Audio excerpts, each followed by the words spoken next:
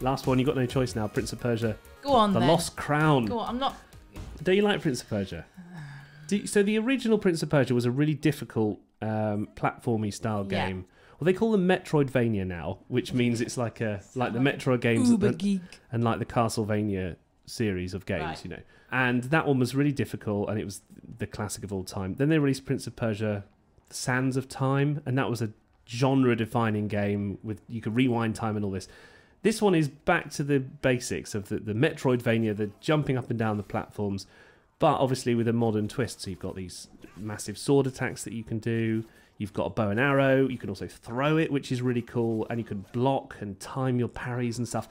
It's actually pretty cool, I would say. It's a nice time filler in kind of January, February time. If you've gone through the Christmas rush of games, and there's not really that much out now apart from remastered versions of old games, for something that's new, this is pretty cool. The blocking is a little bit hard to time, and there's this overcharged attack which I kept messing up all the time. So I think there's a bit of a fiddliness with the controls. But to be honest with you, it does channel that original Prince of Persia game, and it's got those kind of that feeling. But it's still not the game everyone wants.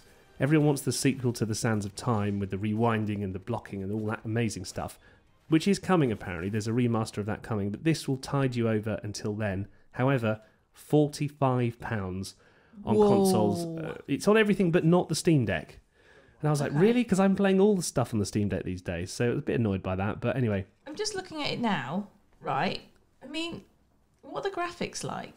Well, it probably wouldn't have cost Ubisoft that much money to make compared to their normal style of games like Avatar, for example, that we talked about. It's an okay looking game. Yeah, I mean... It's fun, though. The graphics are just okay. Like I say, it's a bit of a filler if you've got, gaming time that you want to spend. And I think it's expensive for how it looks. But it is fun. So, What do you give it out of 10? A solid 6, Solid 6. It fills in the day if you want.